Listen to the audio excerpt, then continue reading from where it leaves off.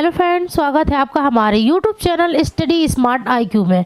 और मैं हूं सबा परवीन और आज हम फिर पढ़ने जा रहे हैं RRB NTPC 2025 के लिए जीके जीएस की क्लास, जिसे हम डिस्कस कर रहे हैं प्रीवियस ईयर क्वेश्चन। और ये हमारी क्लास 17 है। इससे पहले हम 16 क्लासेस करवा चुके हैं। और अगर आपको मेरी वीडियो पसंद आती है तो इसे लाइक करें, शेयर करें और सब्सक्राइब करना ना भूलें। तो चलिए स्टार्ट करते हैं। आज का हमारा फर्स्ट क्वेश्चन लेते हैं। फर्स्ट क्वेश्चन है, निम्नलिखित में से कौन भारतीय राष्ट्रीय कांग्रेस का राष्ट्रवादी चरमपंथी नेता नहीं है? राष्ट्रीय कांग्रेस का राष्ट्रवादी चरमपंथी नेता नहीं है। तो ये हमारे पास ऑप्शन दिए हैं, इनमें से कौन चरमपंथी नेता नहीं है? तो ये है सुरेंद्र नाथ बनर्जी। ठीक है ना, सुरेंद्र नाथ बनर्जी चरमपंथी नेता नहीं है, ये नरमपंथी नेता है। ठीक है ना, नरमपंथी, ये नरमपंथी नेता है। और सुरेंद्र नाथ बनर्जी ने इंडियन एसोसिएशन की स्थापना की आनंद मोहन घोष के साथ। ठीक है ना, इन्होंने इंडियन एसोसिएशन की स्थापना की थी आनंद मोहन घोष के साथ 1876 में कलकत्ता में। ठीक है, 1876 में कलकत्ता में इन्होंने इंडियन एसोसिएशन की स्थापना की थी।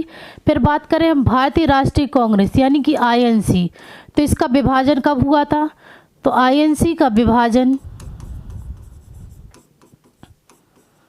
1907 में सूरत अधिवेशन में। ठीक है ना, सूरत अधिवेशन में ये हुआ था।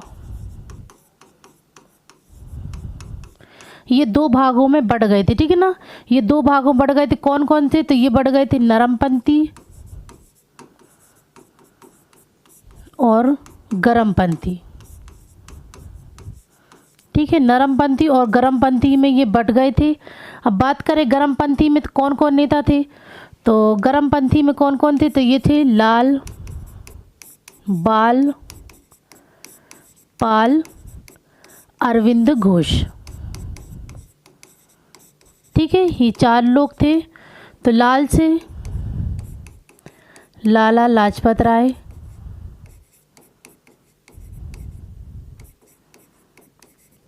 बाल से बाल गंगाधर तिलक, बाल गंगाधर तिलक, पाल से बिपिन चंद्र पाल। ठीक है, ये थे लाल से लाला लाजपत राय, बाल से बाल गंगाधर तिलक और पाल से बिपिन चंद्र पाल और अरविंद घोष।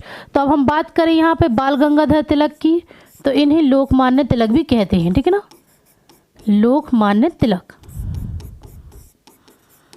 इन्हें लोकमान्य तिलक कहते हैं। और इन्होंने पत्रिकाएं चलवाई, तो इनकी पत्रिकाएं थीं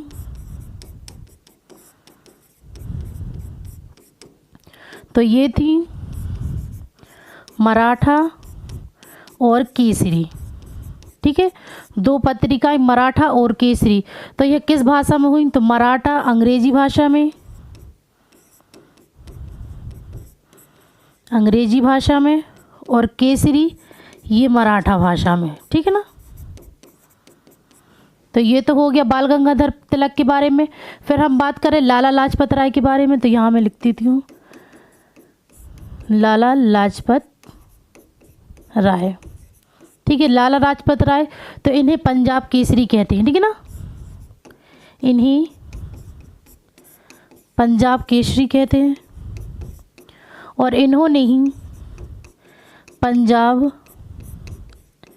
नेशनल बैंक की स्थापना की थी। ठीक है, पंजाब नेशनल बैंक की स्थापना की थी लाला लाजपत राय ने। फिर बात करें हम बिपिन चंद्र पाल, बिपिन चंद्र पाल, तो इन्हें भारत में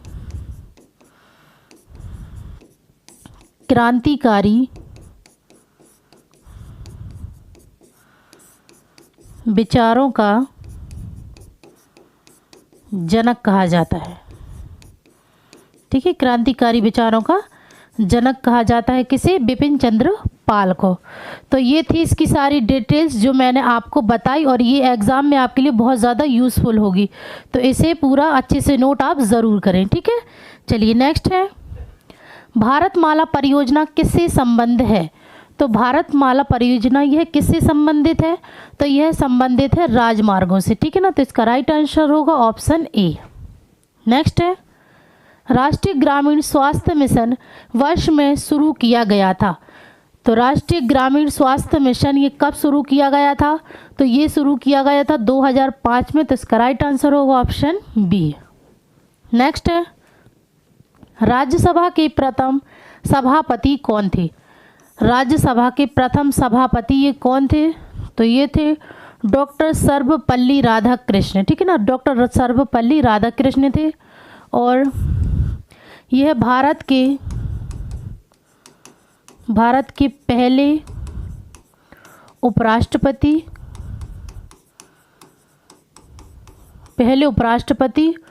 और दूसरे राष्ट्रपति थे, ठीक है। डॉक्टर सर्वपल्ली राधाकृष्ण ये भारत के पहले उपराष्ट्रपति थे और दूसरे राष्ट्रपति थे, और ये भारत रत्न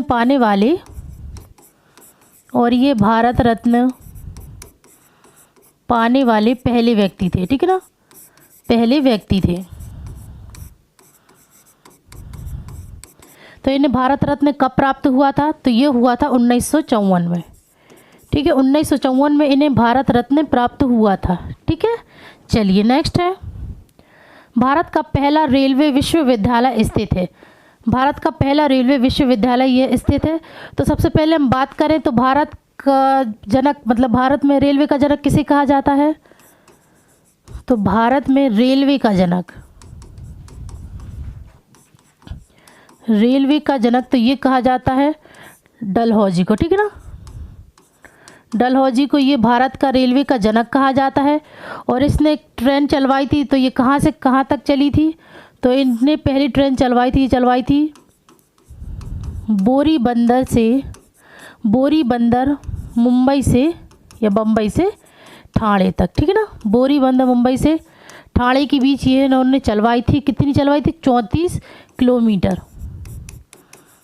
किलोमीटर ये चली थी, और इसमें 244 लोग सवार थे, ठीक है। और लॉर्ड डलहौजी ये भारत के गवर्नर जनरल थे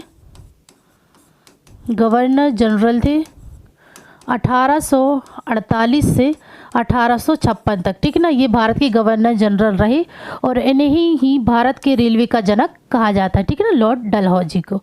चलिए तो हम बात करें क्वेश्चन की, तो इसमें क्या पूछा है? भारत का पहला रेलवे विश्वविद्यालय स्थित है। तो यह स्थित है बड़ोदरा, गुजरात में। तो इसका राइट आंसर होगा ऑप्शन सी, बड़ोदरा, गुजरात। चलिए नेक्स्ट है, भारत में मुख्यालय वाला अंतर सरकारी ट्रेडी आधारित संगठन है। तो भारत में मुख्यालय वाला अंतर सरकारी ट्रेड आधारित संगठन है, तो ये है ISA, ठीक है, ISA। तो इसका फुल फॉर्म क्या है? तो इसका फुल फॉर्म है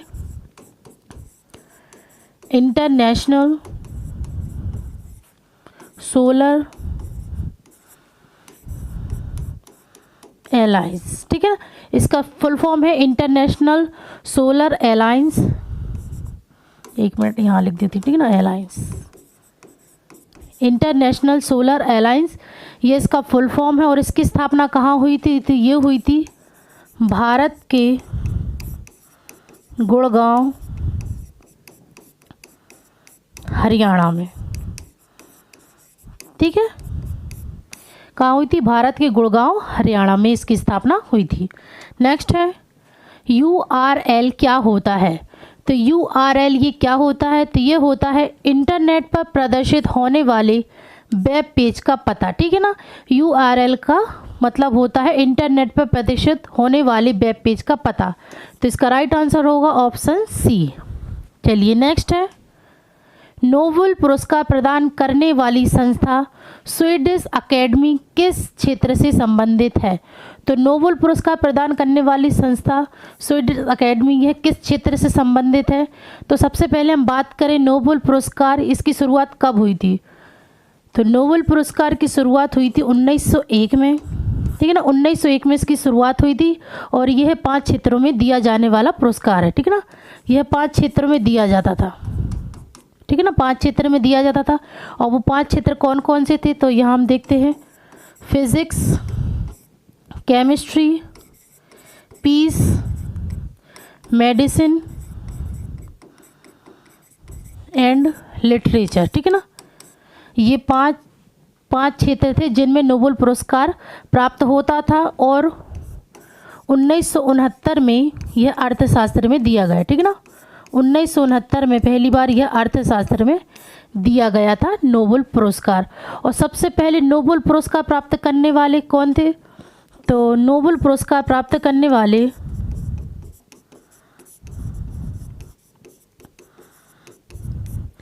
पहले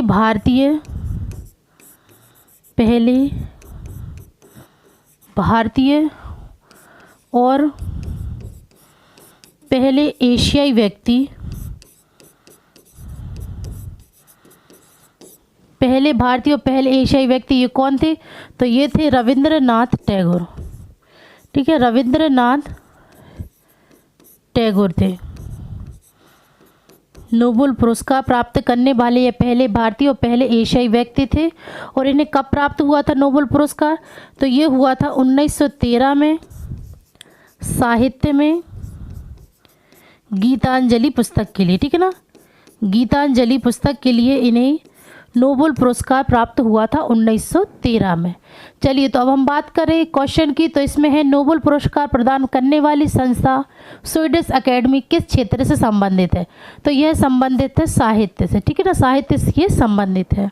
नेक्स्ट है, निम्न में से किस उपकरण का उपयोग अपेक्षाकृत उच्च तापमान को मापने के लिए किया जाता है, जैसे कि भट्टियों में सामना करना पड़ता है।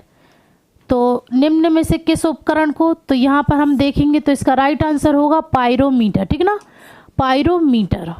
चलिए नेक्स्ट है, कहा जाता है कि भारतीय अंतरिक्ष कार्यक्रम भारतीय सरकार द्वारा INCOSPAR की स्थापना के साथ में शुरू हुआ। तो ये कब शुरू हुआ था, तो ये हुआ था 1968 में, ठीक है ना, 1968 में ये शुरू हुआ था। नेक्स्ट है, आर्टिफिशियल इंटेलिजेंस शब्द किसने गढ़ा, तो आर्टिफिशियल इंटेलिजेंस शब्द यह किसने गढ़ा था, तो ये गढ़ा था जॉन मैकार्थी ने, ठीक है ना, जॉन मैकार्थी ने। और यह एक अमेरिकी कंप्यूटर वैज्ञानिक थे, ठीक है, यह एक अमेरिकी कंप्यूटर वैज्ञानिक थे जॉन मैकार्थी।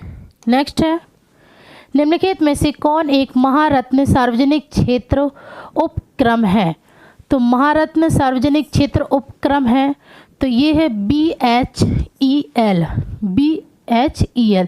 तो इसका फुल फॉर्म क्या है, तो इसका फुल फॉर्म है भारत हैवी इलेक्ट्रिकल्स लिमिटेड, ये इसका फुल फॉर्म है। और इसका हेडक्वार्टर कहाँ है, तो इसका हेडक्वार्टर है नई दिल्ली में। और ये इस्टेब्लिश कब हुआ था, तो ये हुआ था 1956 में, ठीक है, 1956 में, ठीक है। चलिए नेक्स्ट है, सेतु भारतम कार्यक्रम किस वर्ष शुरू किया गया था, तो सेतु भारतम कार्यक्रम यह किस वर्ष शुरू किया गया था, तो ये किया गया था 2016 में। तो इसका राइट आंसर होगा ऑप्शन सी 2016। नेक्स्ट है, जीवन की सबसे छोटी इकाई क्या है जो स्वतंत्र रूप से अस्तित्व में रहने के लिए सक्षम है, तो जीवन की सबसे छोटी इकाई है, तो ये है कोशिका, ठीक है ना, कोशिका ये जीवन की सबसे छोटी इकाई है जो स्वतंत्र रूप से अस्तित्व में रहने के लिए सक्षम है।